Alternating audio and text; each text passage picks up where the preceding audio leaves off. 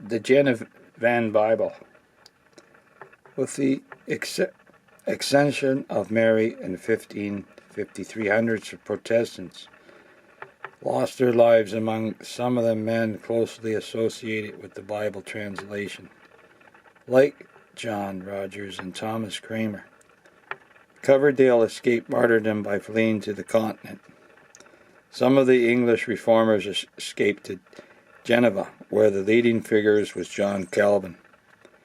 One of their numbers, William Whittingham, who was married to Calvin's sister, produced in 1957 a version of English New Testament printed in Roman type, and the text divided into verses. He and his associates then undertook the revision of the whole Bible. This appeared in 1560, is known as the Genevan Bible, or more familiarly as the Breeches Bible. From its rendering of Genesis 3:7, they sewed fig tree leaves together and made themselves breeches. It enjoyed a long popularity, going through 160 editions, 60 of them during the reign of Queen Elizabeth alone, and continued to be in print even after the publication of the King James Version in 1611. The Bishop's Bible.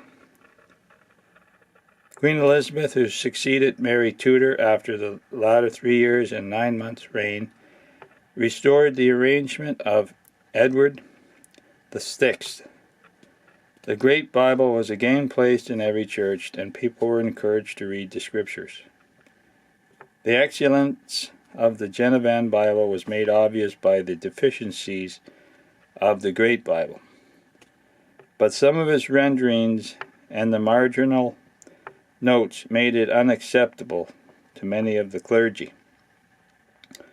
Archbishop Parker, aided by 8 bishops and some other scholars, therefore made a revision of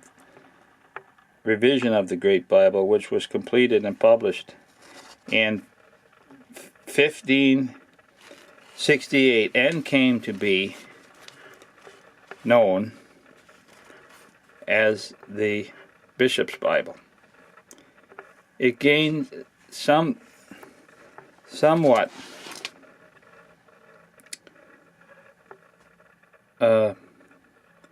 considerable circulation, but the Genevan Bible was far more popular and used more widely.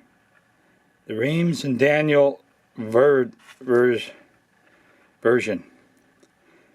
or Dugia version. This came from the Church of Rome and the work of Gregory Martin, who, with a number of other English Romanists, left England at the beginning of Elizabeth's reign and settled in the northeast of France, where in 1568 they founded a college.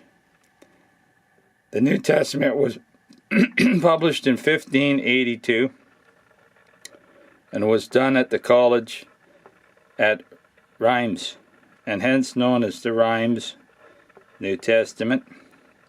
But the Old Testament was not published until 1609-1610, after the college had moved to Douai, and hence to be called the Douai Old Testament.